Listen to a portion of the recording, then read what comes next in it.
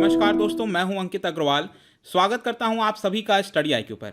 Recently दोस्तों आपने एक न्यूज़ सुनी होगी जहां पर बताया जा रहा है कि हमारे देश के बैंकों ने, इंडियन बैंकों ने करीब 68,600 करोड़ से ज़्यादा के जो लोन्स हैं, इन बैंकों ने जो लोन दिए थे पब्लिक को, यहाँ पर उसको राइट ऑफ कर दिया गया है। इस राइट ऑफ का मतलब क्या है? काफ़ी ज़्यादा कन्फ्यूजन चल रहा है कि क्या ये माफ़ कर दिया गया है, क्या अब ये रिकवर नहीं किया जा सकता। इन सभी चीज़ों के बारे में ओवरऑल हम चर्चा करेंगे। चलिए आगे बढ़ते हैं। दिस इज मी अंकित अग्रवाल, और अपडेट्स के लिए आप मुझसे फॉलो कर सकते हैं अलग अलग सोशल मीडिया आईडीज पर। पीडीएफ आपको मेरे फेसबुक पेज पर मिल जाएगी, प्लस अपडेट्स और पीडीएफ के लिए आप मुझसे टेलीग्राम चैनल पर भी ज्वाइन कर सकते हैं by searching Ankit Agrawal official. ध्यान रखिएगा, इसमें 17,000 से ज़्यादा सब्सक्राइबर्स मौजूद हैं।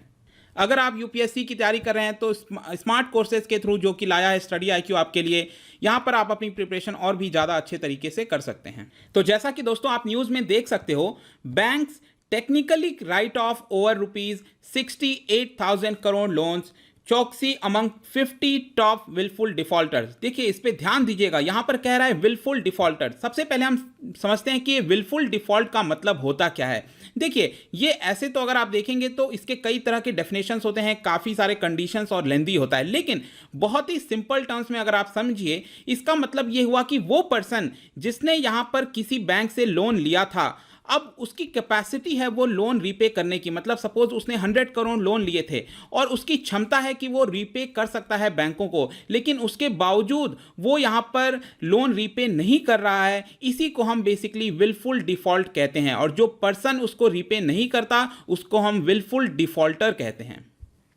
अब हमारे बैंकिंग सिस्टम को आपको पता है कि इसको चलाने वाला पूरा हमारा जो तंत्र है वो आरबीआई देखता है, रिजर्व बैंक ऑफ इंडिया।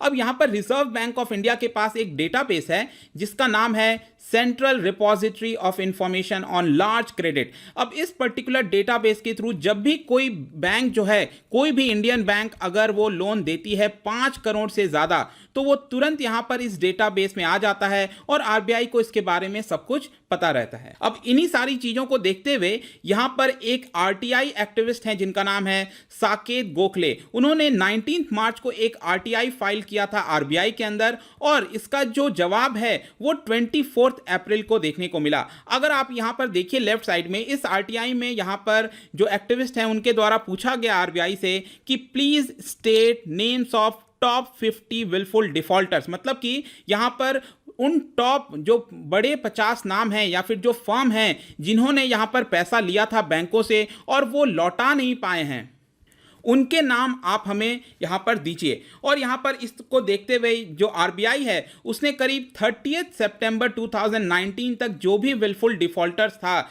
यहाँ पर ये नाम प्रस्तुत किया है। एक और इंपॉर्टेंट चीज़ यहाँ पर आरबीआई ने ये बोली है कि ये जितने भी नाम हैं ये बैंकों से लिए गए हैं, तो यहाँ पर अगर कोई भी गड़बड़ी पाई जाती है तो उसकी जिम्मेदार आरबीआई नहीं होगी, क्योंकि सारे नाम यहाँ पर बैंकों से आए हैं तो उसकी जिम्मेदारी बैंकों की होगी। अब इस आरटीआई में एक इंपॉर्टेंट चीज ये पता चला कि जो टॉप 50 विलफुल डिफॉल्टर्स हैं उनके यहां पर जो लोन लिए गए थे उनके द्वारा, उसको राइट ऑफ कर दिया गया है। मैं आपको अभी आगे बताऊंगा राइट ऑफ क्या होता है, लेकिन उसके पहले आप देख लीजिए वो कौन कौन इंपॉर्टेंट लोग हैं।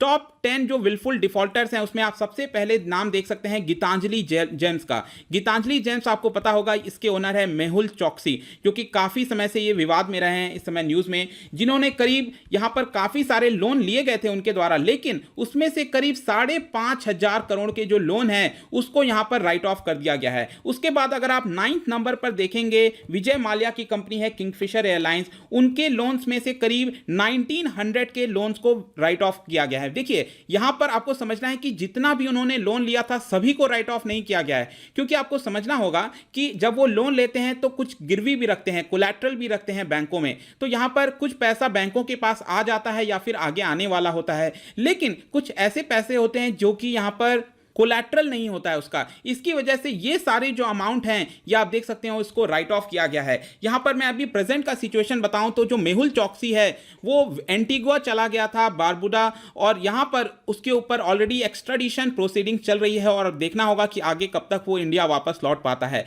वहीं मोदी, जो नीरव मोदी है, उसके बारे में पता होगा कि he was arrested in London और करीब मार्च 2019 से वो ऑलरेडी जेल में है। और रिसेंटली भी मैंने एक वीडियो बनाया था जहां पर आपको बताया था कि विजय माल्या ने जो केस है वो यूके के कोर्ट में हार चुका है, यहाँ पर जो हाई कोर्ट है, और जल्दी ऐसा माना जा रहा है कि यहाँ पर एक्स्ट्रेडिशन उसको वापस इंडिया लाया जा सकता है। और डिटेल के लिए आप ये वाला वीडियो देख लीजिएगा।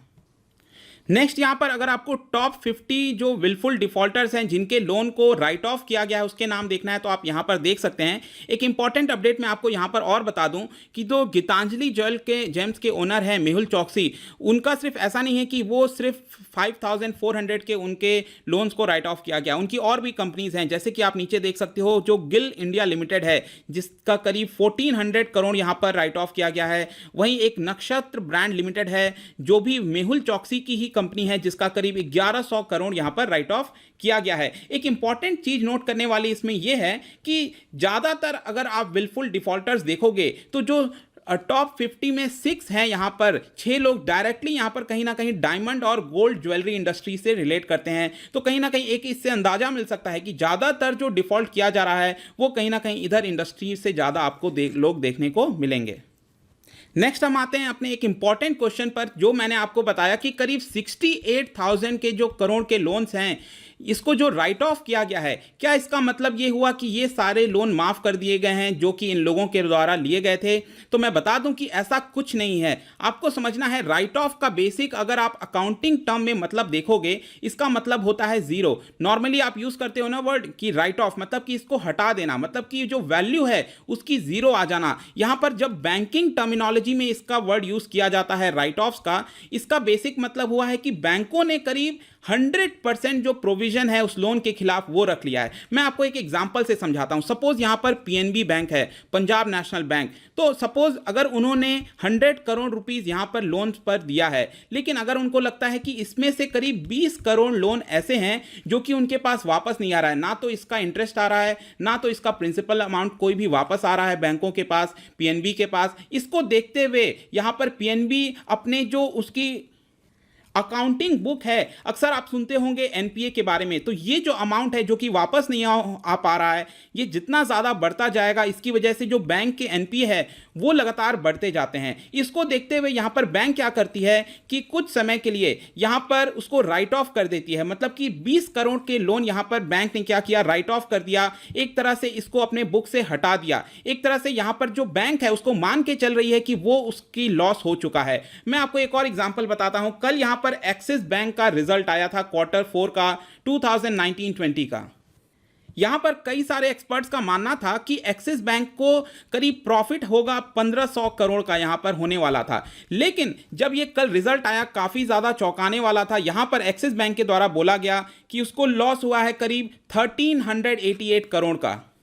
और ये जो लॉस है बेसिकली यहां पर आप देख सकते हैं it is mainly because of provisions, मतलब कि यहां पर एक्सिस बैंक का भी जो एनपीए है वो बढ़ गया था, कई सारे जो लोन्स दिए थे वो नहीं वापस आ रहे थे एक्सिस बैंक के पास। इसको देखते हुए एक्सिस बैंक ने क्या किया, यहां पर कई सारे अमाउंट उसको साइड कर दिया, मतलब कि कई सारे अमाउंट जैसे कि वो एक्सिस बैंक मान के चल रही थी वो उसके पास वापस नहीं आएंगे। तो यहां पर आप देख सकते हैं कि करीब जो प्रोविजनिंग अमाउंट है उसको 7700 करोड़ एक्सिस बैंक ले गई है। इसकी वजह से यहां पर हो सकता था एक्सिस बैंक को प्रॉफिट हो, लेकिन इस समय एक्सिस बैंक को ऐसा लग रहा है कि उसने जितने भी लोन दिए थे कोरोना वायरस की वजह से और भी कई सारे कारणों की वजह से यहां पर उसके पास वो लोन वापस नहीं आएंगे। तो हो सकता है उसको देखते हुए यहां पर एक्सिस बैंक ने उसको राइट ऑफ कर दिया है। अब एक इंपॉर्टेंट सवाल होता है कि राइट ऑफ कर दिया, इसका मतलब क्या वो हमेशा के लिए वो पैसा वापस चला गया है, लॉस्ट कर चुकी है वो बैंक? जी नहीं। यहां पर बेसिकली अगर आप देखें तो बैंक के पास पूरा हक है कि उसको रिकवर करते रहेगी। मतलब